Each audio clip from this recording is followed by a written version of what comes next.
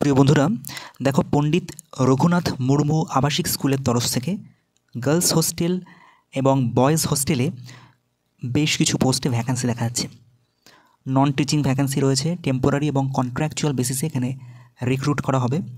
তোমরা যারা ইচ্ছুক তারা অবশ্যই পুরো অ্যাডভার্টাইজমেন্টটি শুনে নাও, যেটি সংবাদপত্রে প্রকাশিত হয়নি। তো চলো আগে নোটিফিকেশনটি দেখে নেওয়া যাক। Notification number 22 DEV DGP. তো এখানে প্রত্যেকটি পোস্টে একটি একটি করে ভ্যাকান্সি দেখা যাচ্ছে। প্রথম যে পোস্টটি সেটি হচ্ছে সুপারিনটেনডেন্ট ফিমেল পদের জন্য একটি ভ্যাকান্সি রয়েছে। 15,000 টাকা পার মান্থ স্যালারি দেওয়া হবে। একই রকমভাবে সুপারিনটেনডেন্ট ফর বয়েজ হোস্টেলের জন্য একজন মেল ক্যান্ডিডেটের ভ্যাকান্সি রয়েছে, 15,000 টাকা পার মান্থ স্যালারি দেওয়া হবে। সুপারিনটেনডেন্ট পদের জন্য শুধুমাত্র গ্র্যাজুয়েশন যদি তোমরা কমপ্লিট করে থাকো যে কোনো শাখায়, তাহলেই আবেদন করতে পারবে। পার্সেন্টেজের কোনো ব্যারিয়ার এখানে কিন্তু বলে দেওয়া হয়নি বা বেঁধে দেওয়া হয়নি। তারপর রয়েছে কেয়ারটেকার পদের জন্য ভ্যাকান্সি, একটি মেল ক্যান্ডিডেটের জন্য আর একটি ফিমেল ক্যান্ডিডেটদের জন্য। একটি একটি করে ভ্যাকান্সি রয়েছে, 9,000 টাকা এখানে স্যালারি দেওয়া হবে। তারপরে কুক পদের জন্য একই রকমভাবে একটি একটি করে ভ্যাকান্সি রয়েছে। কোয়ালিফিকেশন ক্ষেত্রে ক্লাস 8 পাস করে থাকলে আবেদন করা যাবে। 7,000 টাকা পার মান্থ স্যালারি দেওয়া হবে। তারপর হেল্পার পদের জন্য ভ্যাকান্সি দেখা যাচ্ছে, একটি একটি করে ভ্যাকান্সি রয়েছে। ক্লাস 8 কোয়ালিফাই করে থাকলেই এক্ষেত্রেও আবেদন করা যাচ্ছে। 5,000 টাকা পার মান্থ স্যালারি দেওয়া হবে। দারোয়ান কাম নাইট গার্ডের ক্ষেত্রে মেল ক্যান্ডিডেটদের জন্যই ভ্যাকান্সি রয়েছে, 6,000 টাকা পার মান্থ স্যালারি দেওয়া হবে। ক্লাস 8 মিনিমাম কোয়ালিফিকেশন এবং তার সঙ্গে লাস্ট ভ্যাকান্সি কর্মবন্ধু পোস্টে রয়েছে পার্ট টাইম হিসেবে। এক্ষেত্রে একটি মেল পোস্ট দেখা যাচ্ছে আর একটি ফিমেল পোস্ট গার্লস হোস্টেলের জন্য এবং মেল পোস্টটি বয়েজ হোস্টেলের জন্য। এক্ষেত্রে শুধুমাত্র পড়তে এবং লিখতে জানলেই আবেদন করতে পারবে। 5,000 টাকা পার মান্থ স্যালারি। টোটাল এখানে 12টি ভ্যাকান্সি রয়েছে। তোমরা যদি ইচ্ছুক থাকো এই পদগুলিতে আবেদন করার জন্য, বা তোমাদের পরিচিত কেউ যদি এই পদে আবেদন করতে চায়, অনেক সময় কর্মবন্ধু পদ বা দারোয়ান কাম নাইট গার্ড এই সমস্ত পদে আমরা আবেদন করি না, কিন্তু অনেকের খুব প্রয়োজন থাকে, তোমরা তাদেরকেও ইনফরমেশনটি জানাতে পারো, তাদের ক্ষেত্রে উপকার হবে।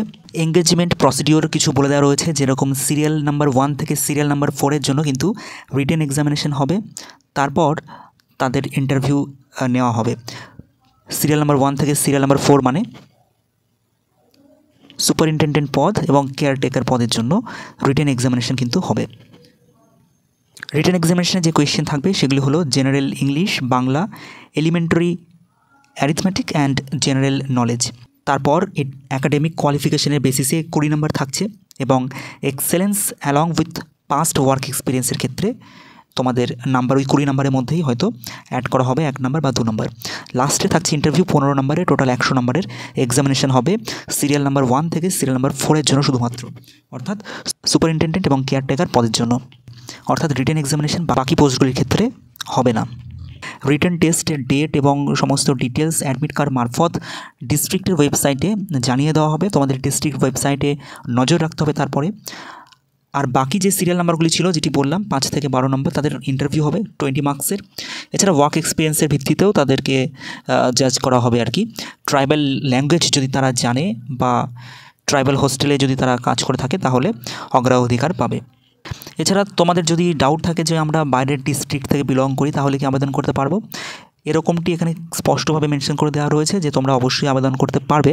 শুধুমাত্র পশ্চিম বর্ধমানের বাসিন্দারা একটু অগ্রাধিকার পাবে, কারণ তারা সেই জেলার এবং এখানে স্যালারি মানটা যেহেতু একটু কম, সেই হিসাবে এখানে ওপরের লাইনে মেনশন করে দেওয়া রয়েছে।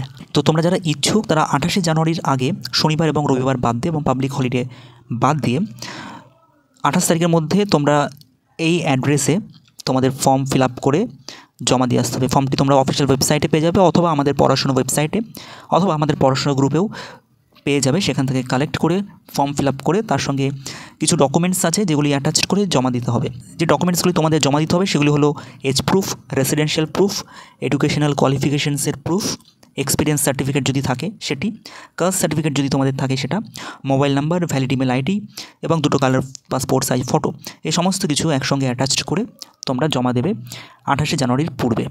ফর্ম ফিল আপের সময় ওভার রাইটিং বা মুছে ফেলা এই জিনিসগুলি একটু অ্যাভয়েড করবে, এতে কিন্তু ফর্মটি রিজেক্ট হয়ে যাওয়ার চান্স থাকে। ইনকমপ্লিট বা ডিফেক্টিভ অ্যাপ্লিকেশন রিজেক্ট করে দেওয়া হবে, এমনটি এখানে মেনশন করে দেওয়া রয়েছে। কোনো রকম টিএ বা ডিএ প্রোভাইড করা হবে না রিটেন টেস্টের বা ইন্টারভিউর জন্য। নিচে ফর্মের একটি স্যাম্পল তোমাদের দেখাচ্ছি, এই ফর্মটি তোমাদেরকে ফিল আপ করে জমা দিয়ে আসতে হবে। এই হলো বন্ধুরা অ্যাপ্লিকেশন ফর্ম্যাট। এই ফর্মটি তোমাদের ফিল আপ করতে হবে, করে জমা দিয়ে আসতে হবে। বন্ধুরা, এই ধরনের আননোন কিছু ইনফরমেশন থাকে যেগুলি আমরা অনেক সময় মিস করে যাই, জানতে পারি না। এই ধরনের ইনফরমেশনগুলি জানার জন্য প্লিজ আমাদের সঙ্গে যুক্ত হয়ে যাও সাবস্ক্রাইব করে। এছাড়া আমাদের টেলিগ্রাম এবং হোয়াটসঅ্যাপ গ্রুপেও তোমরা যুক্ত হতে পারো। এছাড়া আগামী দিনে আমরা আমাদের চ্যানেলটিকে একটু বড় স্টেজে নিয়ে যেতে চাই, তাই তোমাদের সাপোর্ট খুব দরকার। সমস্ত ইনফরমেশন তো আমরা এক জায়গায় গ্যাদার করে তোমাদের সঙ্গে প্রোভাইড করতে চাইছি। তো প্লিজ তোমরা একটু আমাদের সঙ্গে থাকো, সাপোর্ট করো। দেখা হচ্ছে পরের ভিডিওতে, ততক্ষণের জন্য টেক কেয়ার, টাটা।